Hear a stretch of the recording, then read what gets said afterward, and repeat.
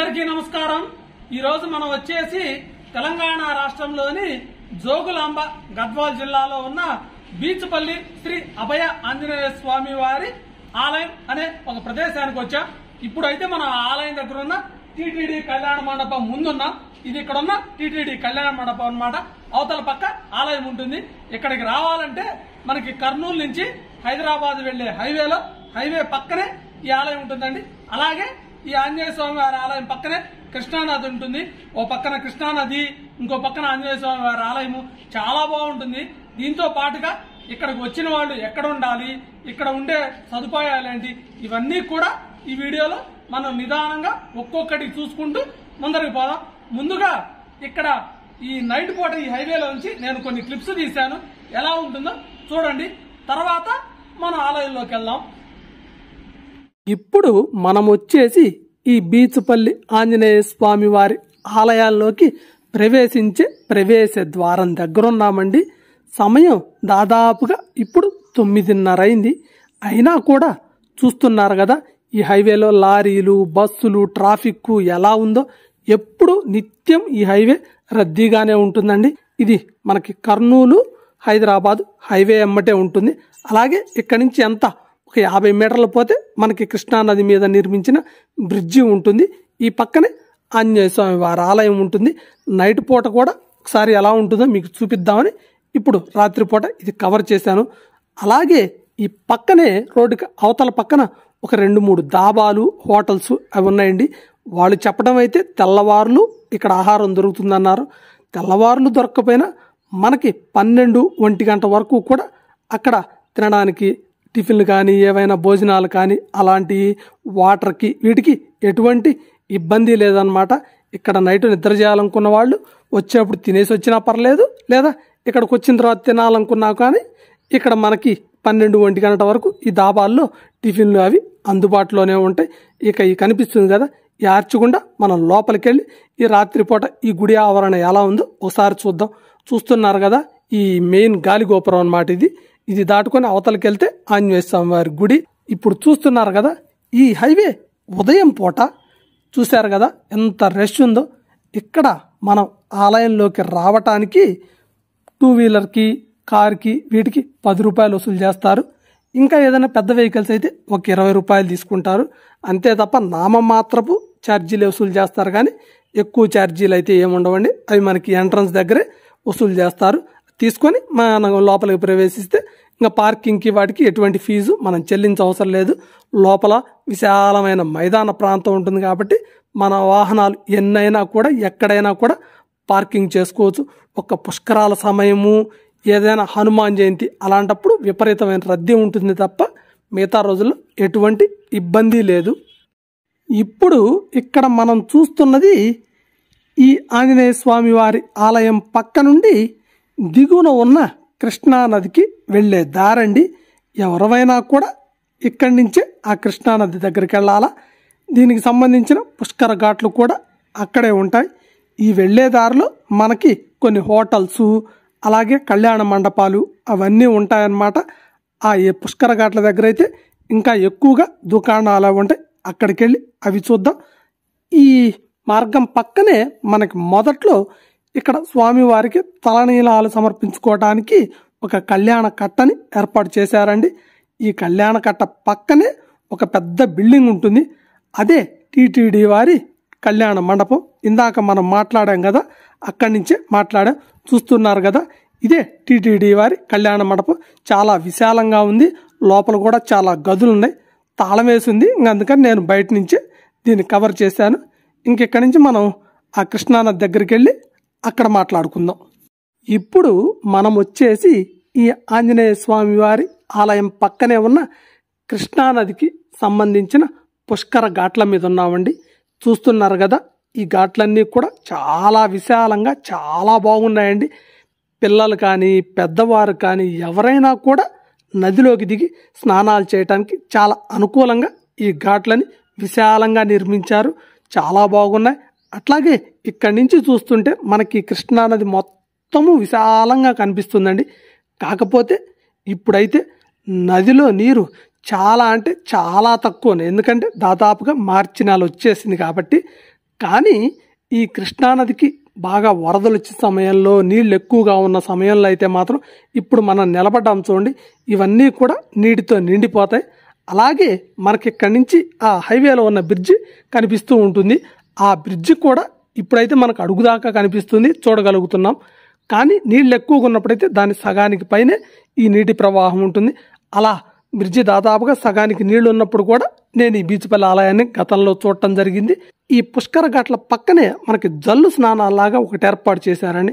అంటే పుష్కరాల సమయంలో రద్దీ ఎక్కువ ఉండి కొంతమంది కిందకి దిగలేని వాళ్ళకి ఈ జల్లు స్నానాలు ఉపయోగపడతాయి. అలాగే నదిలో నీటి ప్రవాహం తక్కువ ఉన్నప్పుడు కూడా ఈ జల్లు స్నానాల ద్వారా ఎక్కువ మందికి పుష్కర స్నానం చేసే అవకాశాన్ని కల్పించడం కోసం ఇక్కడ జల్లు స్నానాల్లాగా ఏర్పాటు చేశారు. దీనిపైన ఒక కృష్ణమ్మ తల్లి విగ్రహం ఉంది, చాలా బాగుంది. అలాగే అటు పక్కన ఇంకో చోట కూడా మనకి పుష్కర దేవతల విగ్రహాలు అవన్నీ ఏర్పాటు చేశారు. చాలా అంటే చాలా బాగుంటుంది పుష్కర ఘాటు. అలాగే ఇక్కడ ఎవరైనా పితృ కార్యక్రమాలు, తర్పణాలు అలాంటివి చేసుకోవడానికి కూడా విశాలంగా ప్రశాంతంగా అనుకూలంగా ఉన్న తర్వాత నిర్మించి ప్రతిష్ఠించిన శివాలయం అన్నమాట. రెండూ కూడా చాలా బాగున్నాయి. ఇప్పుడు పూజలు అయితేనేమో ఈ కొత్తగా నిర్మించిన శివాలయంలో జరుగుతున్నాయి. ఇక్కడ ఇప్పుడు మీరు చూస్తున్నారు కదా, ఇదేమో పాత శివాలయం. ఈ పాత శివాలయంకి ఎదురుగా ఒక జమ్మి చెట్టు ఉంటుంది. ఈ జమ్మి చెట్టు కింద చాలా నాగేంద్రుడి విగ్రహాలు, శిలలు అలాంటివన్నీ ఏర్పాటు చేశారు. అసలు ఈ ప్రాంతం మొత్తము కూడా విశాలంగా చాలా బాగుంటుంది. దాదాపుగా ఒక గంట సేపు ఇక్కడ ప్రశాంతంగా మనం స్పెండ్ చేయొచ్చు. ఈ ఆంజనేయ స్వామి వారి ఆలయంలో బయట ప్రాంగణంలోనే కాకుండా లోపల ఆలయంలో కూడా 5-6 పెద్ద పెద్ద చెట్లు ఉన్నాయండి. ఒక 3 ఏమో రావి చెట్లు, ఒక 2-3 వేప చెట్లు ఉన్నాయి. అయితే ఇప్పుడు కొన్ని వేప చెట్లు ఏంటంటే ఈ సంవత్సరం కొంత తెగులు అలా వచ్చేసి మాడిపోవటం, ఎండిపోవడం జరిగింది. కానీ చెట్లు మాత్రం చాలా పెద్ద పెద్ద చెట్లు ఉన్నాయండి. ఇవి కాకుండా ఇంకొక పక్కన ఒక రావి చెట్టు, వేప చెట్టు ఉండి వాటి కింద మనకి సుబ్రహ్మణ్య స్వామి వారి విగ్రహాల్ని ఇక్కడ శిలలుగా ప్రతిష్ఠించారండి. మనం చూస్తున్నాం కదా, అదే ఈ సుబ్రహ్మణ్య స్వామి వారి శిల. దీని పక్కనే మనకు ఒక ధ్వజస్తంభం లాగుందండి. అంటే అక్కడ స్వామివారి ఆలయం ముందు 2 ధ్వజస్తంభాలు ఉన్నాయి, అవి తర్వాత చూద్దాం. ఇక్కడేమో ఇది ధ్వజస్తంభమా ఏంటి అనేది నాకు అర్థం కాలేదు. నేను దీని గురించి ఎవరిని అడగలేదు కూడా. కాకపోతే వీడియో అయితే తీశాను, చూస్తున్నారు కదా. పెద్ద ఎత్తేమి లేకపోయినా బాగుంది. ఇక్కడ మనం చూస్తున్నది వచ్చేసి స్వామివారి ఆలయానికి వెనకాల ఉన్న నవగ్రహ మండపం అండి. ప్రత్యేకించి ఒక మండపాన్ని నిర్మించి అందులో నవగ్రహాల్ని ప్రతిష్ఠ చేశారు. చాలా బాగుంది. ఇది కూడా నేను ఎక్కడికి వెళ్ళినా కూడా అక్కడ నవగ్రహ మండపాలు, నవగ్రహాలు ఉంటే మాత్రం తప్పకుండా వాటిని కూడా కవర్ చేస్తూ ఉంటానండి. నా గత వీడియోల్లో చూసినా కూడా మీకు అర్థమవుతుంది. ఇప్పుడు మనం వచ్చేసి ఈ ఆంజనేయ స్వామి వారి ఆలయం యొక్క ప్రధాన మార్గం దగ్గర ఉన్నామండి. ఇక్కడి నుంచి ఒక్కసారి ఈ ఆలయం చుట్టూ ప్రదక్షిణ చేసి ఆ తర్వాత స్వామివారి దర్శనం చేసుకుందాం. నాతో పాటు మీరు కూడా ప్రదక్షిణకి పదండి. ఈ ప్రదక్షిణకి వెళ్ళే మార్గంలో మనకు ఒక పక్కనేమో స్వామివారి దర్శనానికి సంబంధించిన క్యూ లైన్లు ఉంటాయండి. ఇప్పుడు రద్దీ సాధారణంగా ఉంది కాబట్టి వీటిని ఉపయోగించడం లేదు. ఎక్కువ మంది భక్తులు వచ్చినప్పుడు ఈ క్యూ లైన్ల గుండా స్వామివారి దర్శనానికి అనుమతిస్తారు. అలాగే ఇంకొక పక్కనేమో మనకి ఇటు పక్కన చిన్న చిన్న గదుల్లాగా ఉన్నాయి, చూస్తున్నారు కదా, పాతవి. ఇప్పుడంటే రూములు అవన్నీ వచ్చి లాడ్జిలు, కళ్యాణ మండపాలు ఉన్నాయి. కానీ అంతకుముందు ఇక్కడ పెళ్లిళ్ళు అవి చేసుకోవటానికి వచ్చినప్పుడు వీటిల్లోనే అద్దెకు తీసుకొని ఉండేవారు. వీటిని సత్రాలు అంటారు. దాదాపుగా 30-40 మంది ఉండొచ్చండి. ఒక్కొక్క సత్రంలో 3-4 గదుల్లాగా ఉంటాయి లోపలికి. దీనికి ఒక్క రోజుకి 600 రూపాయల అద్దె వసూలు చేస్తారనమాట. మన ఈ ప్రదక్షిణ మార్గంలో ఇలాంటివి ఒక 10-12 దాకా ఉన్నాయి. ఇది దాటుకొని మనం ప్రదక్షిణ చేస్తూ ఉంటే ఇక్కడ ఆలయం దాటి ప్రదక్షిణ కాకుండా మనకి అవతల ఒక పెద్ద రావి చెట్టు ఉంటుందండి. ఆ రావి చెట్టుకి దాటి అవతల పక్క నుంచి ప్రదక్షిణ చేస్తేనే ఈ ఆలయంలో ప్రదక్షిణ పూర్తయినట్లన్నమాట. ఇప్పుడు నా ప్రదక్షిణ అయితే పూర్తయిపోయింది. ఇప్పుడు మనం వచ్చేసి స్వామివారి ప్రధాన ఆలయం దగ్గర ఉన్నామండి. చూస్తున్నారు కదా, ఈ ప్రాంతం మొత్తము కూడా స్వామివారి ప్రధాన ఆలయము. ఇక్కడ మొదట్లో మనకు ఒక పక్కనేమో స్వామివారి దర్శనానికి లేదా పూజలకి వాటికి సంబంధించిన టికెట్లని విక్రయిస్తుంటారు. అవతల పక్కనేమో స్వామివారి ప్రసాదాలు, పులిహోర, లడ్డు, వడ అలాంటివన్నీ విక్రయిస్తుంటారు. వాటికి అవతలేమో సాధారణంగా ఏ ఆంజనేయ స్వామివారి గుళ్ళల్లో అయినా కూడా ఎక్కువగా మనకి చేతులకి దారాల్లాగా కంకణాలు అవి కట్టుకుంటామండి. అవి వాటి కోసం ఇక్కడ ఒక సపరేట్గా ఒక దుకాణంలాగా ఏర్పాటు చేశారు. వారే మనకెంతో తీసుకొని చేతికి కంకణాలు అవి కడుతుంటారు. ఇది మొత్తము కూడా ఈ బీచుపల్లి ఆంజనేయ స్వామి వారి ప్రధాన ఆలయం ముందున్న ఆవరణ అండి. ఇక ఇంతవరకే మనం వీడియో తీయటానికి పర్మిషన్ కానీ తీసేది కానీ ఇక అవతలైతే మనం తీయలేం. అవతలకెళ్ళి నేను స్వామివారిని దర్శనం చేసుకొని మళ్ళీ వచ్చి మీతో మాట్లాడతాను. ఇక్కడ మనకి దర్శనానికైతే టికెట్ కేవలం 5 రూపాయలు మాత్రమే వసూలు చేస్తారండి. అంతకుమించి ఎక్కువ ధర ఏమీ ఉండదు. ఇక ఎప్పుడన్నా విశేష కార్యక్రమాలు అప్పుడు ఏమన్నా ఎక్కువ ధరలు ఉంటుందేమో కానీ అప్పుడు కూడా ఈ 5 రూపాయల టికెట్ దర్శనం ఉంటుంది. ఇది కాకుండా ఎక్కువ వసూలు చేస్తారేమో కానీ విడి రోజుల్లో మాత్రం టికెట్ ధర ఇదే. ఇక దర్శనం చేసుకొని వచ్చి మిగతా విషయాలు మాట్లాడుకుందాం. ఇప్పుడే స్వామివారిని చాలా ప్రశాంతంగా దర్శించుకొని వచ్చానండి. లోపల స్వామివారు చాలా బాగున్నారు. ఇక ఈ ఆలయ ప్రాంగణానికి బయట స్వామివారికి ఎదురుగా ఒక ధ్వజస్తంభం ఉండి అక్కడ కొంత ఖాళీ ప్రదేశము, దుకాణాలు అవి ఉన్నాయి. అవి చూద్దాము. ఇప్పుడు మనం ఈ స్వామివారి ఆలయం నుంచి వెలుపలికి రాగానే ఇక్కడ కూడా ఒక పెద్ద రేకుల షెడ్ వేశారండి.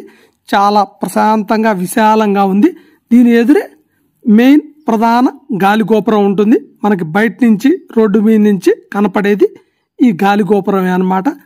అయితే ఇక్కడ మనకి ఒక చిన్న రథం లాంటిది ఉంది. అలాగే 2 ధ్వజస్తంభాలు ఉన్నాయి. ఇంకొక పక్కనేమో స్వామివారి పాదాల్లాగా ఇక్కడ ఒక 2 పాదుకల్లాగా ఉన్నాయండి. ఇవి ఏంటి అనేది పక్కన పెడితే మామూలుగా మనం వీటిని ఒకసారి చూద్దాము. ఇక్కడ స్వామివారిని దర్శించుకోవటానికి వచ్చిన వారు కొబ్బరికాయలు అవి ఇక్కడే కొట్టేసి పసుపు కుంకుమ అవి కూడా ఈ పాత ధ్వజస్తంభం దగ్గరే చల్లేసి నమస్కరించుకొని లోపల స్వామివారి దర్శనానికి వెళ్తుంటారనమాట. అయితే ఆంజనేయ స్వామి వారి ఆలయంలో మనం ముఖ్యంగా ఎక్కడైనా గుర్తుపెట్టుకోవాల్సింది ఎక్కువగా తమలపాకులతో స్వామివారిని పూజిస్తుంటారు. ఆకు పూజలు కూడా బాగా జరుగుతుంటాయి. అందువలన ఇక్కడ మనకి ఆలయ ప్రాంగణంలో ఒక 3-4 ఇక్కడ తమలపాకులు, పూలు, పసుపు కుంకుమ ఇవన్నీ అమ్ముతుంటారు. ఎలాంటి ఇబ్బంది లేదు. ఇవి కాకుండా పక్కనే ఒక 3-4 దుకాణాలు ఉన్నాయండి. ఈ దుకాణాల్లో మనకి స్వామివారికి కావాల్సిన టెంకాయలు కానీ, నూనె కానీ, దీపారాధన ఒత్తులు కానీ, లేదా ప్రమిదలు, ఇతరత్రా పూజా సామాగ్రి ఇలా ఒకటేమిటి స్వామివారి పూజకు సంబంధించిన అన్ని రకాల వస్తువులను ఇక్కడ దుకాణాల్లో అమ్ముతారు. వీటి పక్కనే ఇంకొక దుకాణంలోనేమో పిల్లలు వాళ్ళు ఇక్కడికి వచ్చినప్పుడు మనం ఏదైనా ఆట వస్తువులు కానీ, బొమ్మలు కానీ, అవి కానీ, లేదా స్వామివారికి సంబంధించిన చిత్రపటాలు, మనం గుళ్ళకు వచ్చినప్పుడు అక్కడ ఉన్న స్వామివారి ఆలయానికి సంబంధించిన చిత్రపటాలు, స్వామివారి చిత్రపటాలు అలాంటి కొనుగోలు చేసి తీసుకెళ్తుంటాం కదా, అవి కూడా ఇక్కడ అమ్ముతూ ఉన్నారనమాట. పెద్ద పెద్ద ఆంజనేయ స్వామి వారి పటాలను కూడా ఇక్కడ అమ్ముతున్నారు. కాబట్టి ఇక్కడికి వచ్చిన వారు ఈ దుకాణాలను కూడా ఒకసారి సందర్శించి ఈ మనకు కావాల్సిన వస్తువులను కొనుక్కొని వెళ్ళొచ్చు అనమాట. ఎలాంటి ఇబ్బంది లేదు. అన్ని రకాలు కూడా ఇక్కడ మనకి అందుబాటులో ఉంటాయి. ఇక ఈ బీచుపల్లి ఆంజనేయ స్వామి వారి ఆలయానికి సంబంధించిన స్థల పురాణం గురించి ఇప్పుడు తెలుసుకుందాం. దీనిని 16వ శతాబ్దంలో ఇక్కడ ప్రతిష్ఠ చేసి తర్వాత ఆలయాన్ని నిర్మాణం చేశారన్నమాట. ఇది శ్రీకృష్ణదేవరాయల వారి గురువైన వ్యాసదేవరాయల వారి చేత ప్రతిష్ఠించబడిన ఆంజనేయ స్వామి వారి విగ్రహము. దీన్నే బీచుపల్లి రాయుడు ఆంజనేయ స్వామి వారిని కూడా పిలుస్తుంటారు. ఇది వ్యాసదేవరాయల వారే ప్రతిష్ఠించారు అనడానికి నిదర్శనంగా ఈ వ్యాసదేవరాయల వారు రోజుకి ఒక ఆంజనేయ స్వామి వారి విగ్రహాన్ని తను ఉన్న చోట ప్రతిష్ఠించుకుంటూ పోతుండేవారట. అందుకు నిదర్శనంగా ఈ వ్యాసదేవరాయల వారు ప్రతిష్ఠించే ఆంజనేయ స్వామి వారికి మనం మామూలుగా ఏదో కొండెత్తుతున్నట్టుగా అట్లా చూస్తాం కదా, కానీ ఈయన ప్రతిష్ఠించిన వాటికి 2 పక్కలా కూడా అటు ఇటు శంకు చక్రాల రూపంలో ఉంటాయండి. ఇక్కడ కూడా మనకి స్వామివారు అదే రూపంలో దర్శనమిస్తారు. అందువల్లే ఇది వ్యాసదేవరాయల వారు ప్రతిష్ఠించిన ఆంజనేయ స్వామి వారి విగ్రహం అని ఖచ్చితంగా చెప్పవచ్చు. ఇక ఇది ఇక్కడ ఎందుకు ప్రతిష్ఠించారు అంటే, ఈ వ్యాసదేవరాయల వారు ఈ ప్రాంతంలో సంచరిస్తున్న సమయంలో ఇక్కడ కృష్ణానది ఒడ్డున స్నానాది కార్యక్రమాలు చేస్తూ ఉంటే వారి శిష్యుల్లో ఒక అతను వెళ్ళేసి ఈ ఒడ్డున ఒక బండ మీద బట్టలు ఉతుకుతూ ఉంటారనమాట. అప్పుడు ఆ బండలో నుంచి ఒక మాట వినిపిస్తుంది, నేను ఆంజనేయ స్వామిని, నా మీద బట్టలు ఉతుకుతున్నావేంది, ఇక్కడ ఉన్నాను నేను అని చెప్తారు. ఇంక వెంబటే ఆ శిష్యుడు వెళ్ళేసి అక్కడే ఉన్న వ్యాసదేవరాయల వారికి ఇలా రాయిలో నుంచి మాటలు వినపడ్డాయి స్వామి అని చెప్పగానే ఈ వ్యాసదేవరాయల వారు వచ్చేసి ఆ రాయిని తిప్పి చూడగా అవతల వైపు ఆంజనేయ స్వామి వారు ఉంటారు. అయితే ఆ బండ చాలా పెద్దగా ఉంటుంది, మరి దీన్ని ఎక్కడ ప్రతిష్ఠించాలి, ఏం చేయాలి అని ఈ వ్యాసదేవరాయల వారు ఆంజనేయ స్వామి వారిని ప్రార్థిస్తే అప్పుడు స్వామివారుండి, నేను బరువు తగ్గిపోతాను, నన్ను మీరు మోసుకెళ్ళి తీసుకెళ్ళినంత వరకు తీసుకెళ్ళేసి ఒక చోట ఈ నది ఒడ్డున ఎక్కడో చోట ప్రతిష్ఠించండి, మరలా నేను ఎక్కడైతే బరువు పెరిగిపోతానో అక్కడే నన్ను ప్రతిష్ఠ చేయండి అని ఈ వ్యాసరాయల వారితో చెప్తారు. వ్యాసరాయల వారు అలాగే స్వామి అని చెప్పేసి ఈ రాయిలాగా ఉన్న ఆంజనేయ స్వామి వారిని తీసుకొచ్చేసి ఈ ప్రాంతానికి రాగానే బరువు పెరిగిపోవడంతో ఇక్కడే స్వామివారిని ప్రతిష్ఠ చేస్తారు. ఇక ఆ రోజు సాయంత్రం గడిచిపోతుంది. రాత్రిపూట ఈ వ్యాసరాయల వారు విశ్రాంతి తీసుకుంటున్న సమయంలో ఆయనకి ఒక ఆలోచన వస్తుంది, అరే నేను స్వామివారిని అయితే ప్రతిష్ఠించాను, మరి నేను వెళ్ళిపోతాను, రేపటి నుంచి ఇక్కడ స్వామివారికి పూజాది కార్యక్రమాలు ఎవరు నిర్వహిస్తారు, ఎవరినైనా పూజారిని నియమించాలి ఎట్లా అని ఆలోచిస్తున్న సమయంలో ఇక స్వప్నంలో అంటే కలలో ఈ వ్యాసరాయల వారికి ఆంజనేయ స్వామి వారు కనపడి, నాయన నా పూజాది కార్యక్రమాల గురించి నువ్వు ఆందోళన చెందవలసిన పని లేదు, రేపు ఉదయాన్నే ఎవరైతే నన్ను దర్శించుకొని పూజ నిర్వహిస్తారో వారినే నా ఆలయానికి వంశపారంపర్యంగా పూజారిగా నియమించేసి నీ దారిన నువ్వు దేశాటనకి వెళ్ళిపో అని స్వామివారు చెప్తారు. పొద్దున్నే ఇక్కడ ఒక పశువులు కాసుకునే ఒక బాలుడు పిల్లవాడు వచ్చేసి ఈ స్వామివారిని ఇక్కడ చూసి స్వామివారికి పూజ చేస్తూ ఉంటారన్నమాట. అది చూసిన ఈ వ్యాసరాయల వారు ఆ పిల్లవాడి పేరేంటి అనగానే ఆ పిల్లవాడి పేరు బీచుపల్లి, అందుకే ఇక్కడ స్వామివారిని బీచుపల్లి రాయుడు అని పిలుస్తారు. ఆ పిల్లవాడు ఒక బోయ కులస్తుడు అన్నమాట. ఇక ఈ వ్యాసరాయల వారు ఆ పిల్లవాడితో, నాయన నేటి నుంచి నీవు నీ వంశపారంపర్యం ఇలా మీ వారే ఇక్కడ స్వామివారికి పూజాది కార్యక్రమాలు నిర్వహిస్తూ ఉండండి అని చెప్పేసి వెళ్ళిపోతారు. అందుకే ఇక్కడ ఆంజనేయ స్వామి వారి ఆలయంలో బోయవారే ఇప్పటికి పూజలు నిర్వహిస్తూ ఉంటారండి. అందువల్లనే ఈ బీచుపల్లి అనే బాలుడు ఇక్కడ స్వామివారిని పూజిస్తూ ఉన్నాడు కాబట్టి దీన్ని రాను రాను రాను బీచుపల్లిగా పిలుస్తూ ఉన్నారు. ఈ ప్రాంతంలో చాలామంది కూడా తమ పిల్లలకు బీచుపల్లి అనే పేరు పెట్టుకుంటూ ఉంటారు. ఇదండి ఈ ఆలయంలో తెలిపిన దాని ప్రకారం, నాకు తెలిసిన దాని ప్రకారం దీనికి సంబంధించిన స్థల పురాణం. మనం ఈ ఆంజనేయ స్వామి వారి ఆలయంలో పెళ్ళిళ్ళు అవి ఎక్కువగా జరుగుతాయని ఇందాక చెప్పుకున్నాం కదా, వాటి కోసం బయట ఉన్న కళ్యాణ మండపాలు అవన్నీ కాకుండా ఇక్కడ స్వామివారి ప్రధాన ఆలయం పక్కనే ఒక కళ్యాణ మండపాన్ని నిర్మించారండి. చాలా విశాలంగా బాగుంది. దీంట్లో ఒక స్టేజి లాగా మండపం లాగా కూడా ఏర్పాటు చేశారు. ఇక్కడికి సంబంధించిన పురోహితులు వాళ్ళ నెంబర్లను కూడా ఇక్కడ మనకి ఈ స్తంభాలకి వాటి మీద మెన్షన్ చేశారు.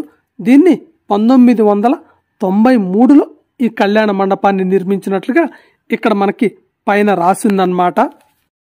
మనం ఈ హైవే నుంచి ఈ ఆంజనేయ స్వామి వారి ఆలయానికి వెళ్ళేటప్పుడు కుడి చేతి పక్కన ఒక పెద్ద ఖాళీ ప్రదేశం ఉందండి. చుట్టూతూ ఫెన్సింగ్ వేసి, ఇది ఇక్కడ గోశాల అన్నమాట.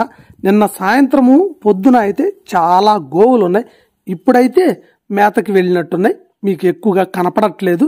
ఇదే గోశాల ప్రాంగణము. దీని పక్కనే మనకు ఒక దారి ఉందండి. ఈ దారి గుండా వెళ్తే మనం కణ్వ మహర్షి అని, ఆ కణ్వ మహర్షి యొక్క తపోవనం, తపో స్థలానికి ఇప్పుడు వెళ్తున్నాము. అక్కడికి వెళ్ళి అది చూద్దాము. ఇక్కడ మీరు చూస్తున్నారు కదా, ఇదేనండి కణ్వ మహర్షి యొక్క తపోవనం. అంటే ఇక్కడ ఉన్నది కణ్వ మహర్షి గారి సమాధి అన్నమాట. మహానుభావుల్ని మనం సమాధి అనకూడదు కాబట్టి తపోస్థలం అని సంబోధిద్దాం. ఇదేగా చూస్తున్నారు కదా, దీని మీద ఒక చెట్టు మొలిచిందన్నమాట. ఈ చెట్టు పేరు కలిమి చెట్టు. చాలా బాగుందండి. అయితే దీనికి ప్రతి నెల కూడా ఒక పువ్వు కానీ ఒక కాయ కానీ తప్పకుండా కాస్తాయట. అయితే ఇప్పుడైతే నాకు అవి కనపడలేదు, కానీ ప్రతి నెల కూడా ఎప్పుడొకప్పుడు ఒక పువ్వో కాయో కాస్తాయట ఈ కలిమి చెట్టుకి. ఒకవేళ ఈ చెట్టు పేరు అది కాకుండా వేరే ఏదైనా ఎవరికైనా తెలిస్తే కింద కామెంట్లో పెట్టండి. నాకైతే ఇక్కడ వారు చెప్పిన దాన్ని బట్టి ఇది కలిమి చెట్టు అనుకుంటున్నాను. ఈ ప్రాంతం మొత్తం కూడా చాలా ప్రశాంతంగా ఉంది. ఇటు నుంచి మనం ఇంతే కిందకి వెళ్తే మనం కృష్ణానది దగ్గరికి చేరుకోవచ్చు అన్నమాట. ఈ బీచుపల్లి ఆంజనేయ స్వామి వారి ఆలయం మొత్తము ఇప్పటిదాకా చూసేసాం కదా. ఇక ఈ పక్కనే శ్రీ కోదండ రామాలయం అని ఒకటి ఉంటుందండి. మనం కృష్ణానదికి పుష్కర ఘాట్లకి వెళ్లే దారిలో కుడి పక్కన ఉంటుంది. అయితే దాన్ని కోదండ రామాలయం అనడం కన్నా కూడా ఒక ఆలయాల సమూహం అనడం సముచితంగా ఉంటుంది. దీంట్లోకి మనం వెళ్ళిన తర్వాత లోపల ఒక పక్కనేమో రామాలయం ఉంటుంది, ఇంకొక పక్కనేమో ఇంకొక ఆలయం ఉంటుంది. దాంట్లో జ్ఞాన సరస్వతీ దేవి, హయగ్రీవ స్వామి, అలాగే విశ్వక్సేనుడు, ఇలా కొన్ని ఉపాలయాలు కూడా ఉన్నాయండి. ఈ ఆలయానికి సంబంధించి గాలి గోపురం అయితేనేమో మనకి కృష్ణానది ఒడ్డున పుష్కర ఘాట్లు ఉన్నాయి కదా, అక్కడి నుంచి ఉంటుందండి. అట్నుంచి వచ్చే వాళ్ళేమో స్నానాలు చేసి ముందుగా రాములు వారిని దర్శనం చేసుకోవాలంటే అటు రావచ్చు. లేదు ఇక్కడ ఆంజనేయ స్వామి వారి దర్శనం చేసుకొని ఇటు నుంచి రాములు వారి దగ్గరికి వెళ్ళాలనుకుంటేనేమో ఇటు నుంచి పోవచ్చు. సాధారణంగా మనకి ఏ ఊర్లలో అయినా ఎక్కడైనా కూడా రాములు వారి ఆలయాలను తీసుకుంటే అక్కడ ఖచ్చితంగా హనుమంతుల వారు ఉంటారు. అలాగే హనుమంతుడి ఆలయాలను తీసుకుంటే ఆ ఆలయంలోని ఎక్కడో ఒక చోట ఖచ్చితంగా రాముల వారికి ఒక చిన్నపాటి ఆలయాన్ని నిర్మిస్తూ ఉంటారు. అదేవిధంగా ఇక్కడ ఒక పెద్ద ఆలయాన్ని నిర్మించారు. ఇక దీనిని వేరే సపరేట్ వీడియోగా చేయటం ఎందుకని ఈ వీడియోలని మీకు అందిస్తున్నాను. చూస్తున్నారు కదా, ఇది మొత్తం ఈ రామాలయ ప్రాంగణం. అయితే రామాలయంలో లోపలైతే నేను వీడియో కవర్ చేయలేదండి. స్వామివారి దర్శనం చేసుకున్నాను, చాలా బాగుంది. ఇక్కడ ప్రదక్షిణ చేస్తుంటే ఆలయం చుట్టూతూ కూడా ఈ విష్ణుమూర్తి దశావతారాలు, అలాగే కొంతమంది మహర్షుల బొమ్మలు, ఇవన్నీ కూడా ఈ ఆలయం చుట్టూతూ కూడా నిర్మించారు. మనం ప్రదక్షిణ చేస్తూ వాటన్నిటిని చూసుకుంటూ ప్రశాంతంగా ఈ ఆలయం చుట్టూ ప్రదక్షిణ నిర్వహించుకోవచ్చు. దీంతో పాటు పక్కనే ఉన్న ఈ జ్ఞాన సరస్వతి ఆలయం కూడా ఒకసారి చూద్దాం. ఇప్పుడు చూస్తున్నారు కదా, ఇదే మనకి జ్ఞాన సరస్వతీ దేవి వారి ఆలయం అన్నమాట. ఇందులో ఒక పక్కనేమో జ్ఞాన సరస్వతీ దేవి అమ్మవారు ఉంటారు, ఇంకొక పక్కనేమో మధ్యలో హయగ్రీవ స్వామి వారు ఉంటారు, ఆయనకు ఎదురుగా గరుత్మంతుడు ఉంటారు. అలాగే ఇంకొక పక్కనేమో మనకి విశ్వక్సేనుడు, అంటే విశ్వక్సేనుడు అంటేనేమో విష్ణుమూర్తికి సైన్యానికి అధ్యక్షుడు అంట, సైన్యాధిపతి. హయగ్రీవుడు అంటే మీకు తెలిసే ఉండొచ్చు, దాదాపుగా మన విష్ణుమూర్తి అవతారాల్లో ఆయన కూడా ఒకరన్నమాట. గుర్రం తల ఉంటుంది, అదొక స్టోరీ. అలాగే జ్ఞాన సరస్వతి దేవి అమ్మవారంటే చదువుల తల్లి, అందరికీ తెలిసిందే. చాలా అద్భుతంగా ఉందండి. చూశారు కదా ఈ ప్రాంగణం మొత్తం. ఈ బయట పక్క వస్తేనేమో ఇక్కడ ఒక హోమశాల, యాగశాల లాగా ఏర్పాటు చేశారండి. ఈ ఆలయం చుట్టూతూ కూడా మనకి కొన్ని రూములు ఉన్నాయండి. ఇవన్నీ కూడా ఇక్కడికి వచ్చిన భక్తులకి రెంట్కి ఇస్తారనమాట. సాధారణ రోజుల్లో అయితే మనం ఇక్కడికి వచ్చే ఈ రూములు తీసుకోవచ్చు. దానికి సంబంధించిన ఆఫీస్ కూడా ఈ ప్రాంగణంలోనే ఉంటుంది. ఎప్పుడన్నా రద్దీ సమయాల్లో అయితేనే కొంచెం కష్టంగా ఉంటుంది తప్ప విడి రోజుల్లో ఇక్కడ మనకు రూములు అందుబాటులోనే ఉంటాయి. 400 రూపాయలు, 600, 500 ఈ ఛార్జీల్లోనే మనకి ఇక్కడ రూములు అందుబాటులో ఉంటాయి. కొత్తగా నిర్మించినవి అనుకుంటా, బాగున్నాయి కూడా. ఇది ఈ ఆంజనేయ స్వామి వారి ఆలయం పక్కనే ఉన్న కోదండ రామాలయానికి సంబంధించిన విశేషాలు. ఇప్పుడు ఈ బీచుపల్లి ఆంజనేయ స్వామి వారి ఆలయానికి ఎవరైనా భక్తులు వచ్చి 1 రోజు 2 రోజులు స్టే చేయాలన్నా, నిద్ర చేయాలన్నా ఇక్కడ దొరికే సదుపాయాల గురించి మాట్లాడుకుందాం. ఇక్కడికి వచ్చిన భక్తులు నిద్ర చేయాలంటే లో బడ్జెట్లో ఇప్పుడు చెప్తాను. ఇక్కడ ఆలయ ఆవరణ చాలా బాగుంటుంది. ఆలయం లోపల కూడా చాలా విశాలంగా ఉంటుంది. మనకి ఫ్యాన్లు కూడా ఉన్నాయి. కాబట్టి ఒక రాత్రి నిద్ర చేయాలంటే ప్రశాంతంగా ఇక్కడ నిద్ర చేసి పొద్దున్నే మనం ఫ్రెష్ అవడానికి వాటికి ఇక్కడ బయట ఒక ట్యాంక్ ఉంటుంది, నీళ్ళ ట్యాంకి. వాటిలో ఎప్పుడు నీరు అందుబాటులో ఉంటుంది. లేదా మనం పక్కనే ఉన్న కృష్ణానదిలో ప్రశాంతంగా స్నానం చేసి వచ్చేసి ఇక్కడ స్వామివారిని దర్శించుకోవచ్చు. ఈ పక్కనే మనకి టిఫిన్ హోటల్స్ ఉంటాయి. చిన్న చిన్న హోటల్సే కానీ చాలా బాగుంటుందండి. వాటిలో టిఫిన్ ధరలు కూడా అందుబాటులోనే ఉంటుంది. ఇంకా ఇవి కాకుండా కొంచెం మనం ఎక్కువగా కావాలి అదే అనుకుంటే మన హైవేలోకి వెళ్తే అక్కడ దాబాలు అవన్నీ ఉన్నాయి. వాటిల్లో కూడా టిఫిన్ అవి మనకి ఎప్పుడు అందుబాటులోనే ఉంటాయి. ఇవి కాకుండా ఇంకా రూమ్స్ తీసుకోవాలి ఇక్కడ ఉండాలనుకునే వారికి అయితే విడిగా ఎవరికైనా రూములు కావాలంటేనేమో మనం ఇందాక రాముల వారి ఆలయం చూసాం కదండి, అక్కడ గదులు అవి చూసాం కదా, అవి అలాగే ఈ ప్రాంతంలో 3-4 బయట ప్రైవేట్ లాడ్జీలు ఉన్నాయండి. చాలా బాగుంటాయి. ఇక్కడ మీరు చూస్తున్నారు కదా ఒక లాడ్జీ ఇదే. ఇట్లాంటి ఇంకా 2-3 ఉన్నాయి. వీటిల్లో రూములు అందుబాటులో ఉంటాయి. ఇవి కాకుండా ఇక్కడ 2-3 ఫంక్షన్ హాళ్ళు ఉన్నాయి, పెద్ద పెద్దవి. ఈ ప్రాంతంలో ఎక్కువగా పెళ్లిళ్ళు అవి జరుగుతుంటాయండి. అందుకే ఇక్కడ ఫంక్షన్ హాల్స్ కూడా ఏర్పాటు చేశారు. ఈ పెళ్లిళ్ళప్పుడు బాగా రద్దీ అప్పుడు తప్పిస్తే విడి రోజుల్లో అయితే మనకి ఫంక్షన్ హాల్స్లో కూడా వాటికి సంబంధించిన రూమ్స్ ఉంటాయి. అవి కూడా మనకి వచ్చిన భక్తులకి అద్దెకిస్తూ ఉంటారు.